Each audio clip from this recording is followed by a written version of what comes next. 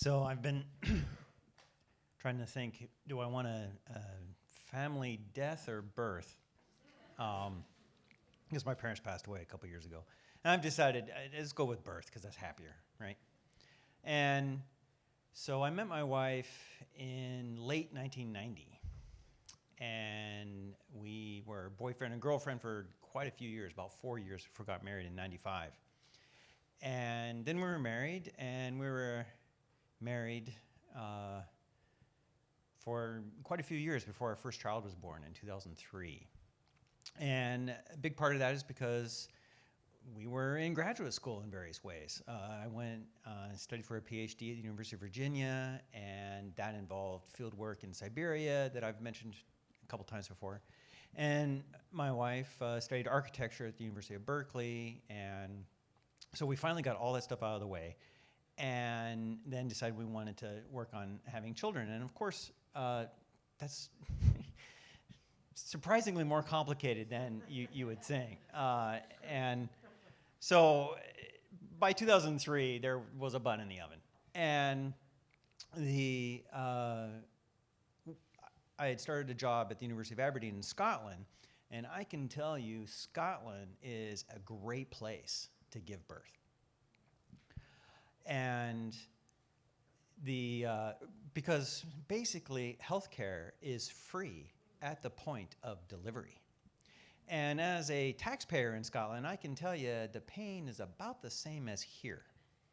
One of the main differences is that the United Kingdom has 3 nuclear submarines, and the United States has a good 8 or 9 nuclear submarines and a lot more other stuff. But back to the healthcare, which was great. So the doctors doing the ultrasounds are like, seems to be a girl, which of course is predicated on negative evidence. And my wife was sure it was a girl, and picked out a name, which I actually can't remember right now.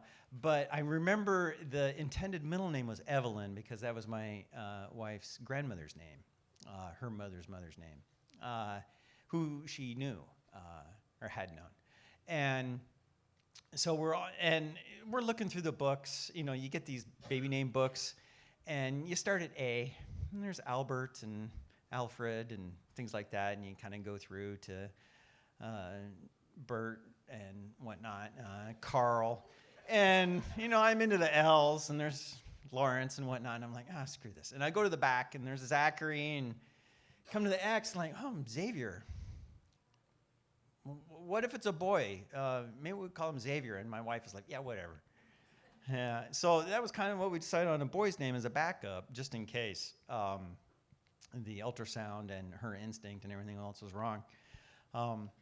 And we didn't have a car at the time, but we had friends with vehicles, and had enough sense that you had to buy a car seat because you can't take your baby home from the hospital without one. And so that time came, and I called David, and he's like, I'll be right there. He was a fairly young dad. His daughters were like 5 and 8 or so.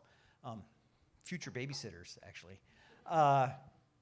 And took us to the hospital, and the labor was kind of long and involved in that the hours went on and on.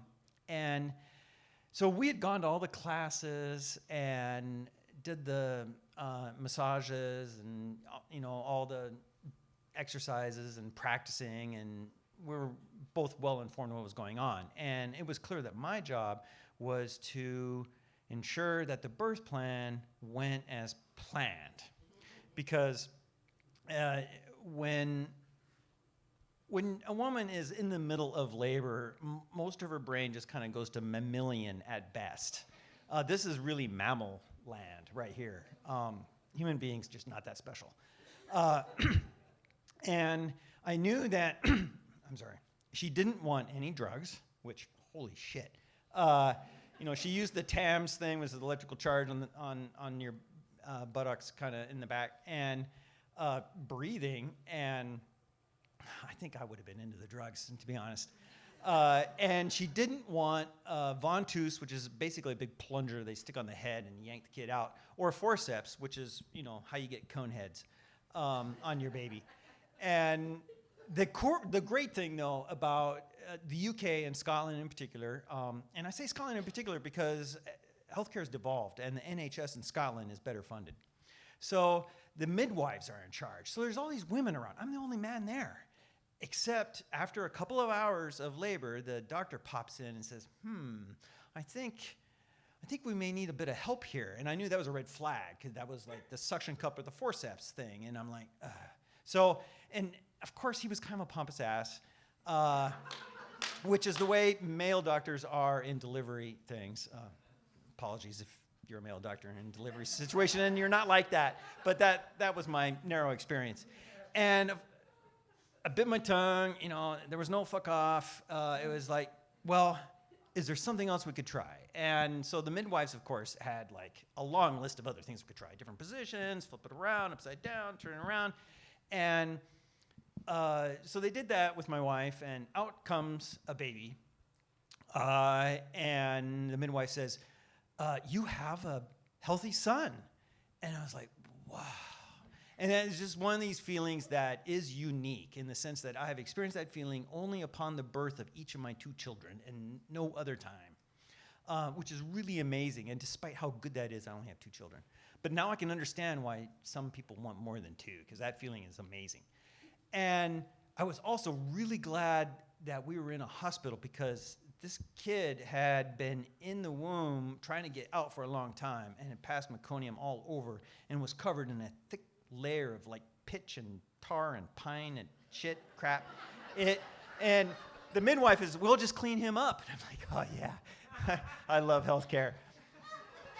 And clean him up, hand him back. He's got all the feet and fingers and toes and things like he's supposed to. And it's so fabulous and it's really great. And they're like, oh, Dad, do you want to cut the umbilical cord? And I'm like, okay. You know, thinking, well, I'm supposed to do this. And I managed not to mess that up, so that was good. And and so my wife spent the night there and then was in the ward. And everything was just really great. It was amazing at how midwives helping people give birth, which is pretty natural and been done for tens of thousands of years, hundreds of thousands, if you want to go kind of past Homo sapiens a little bit, is really a fabulous experience for everyone involved. Thanks.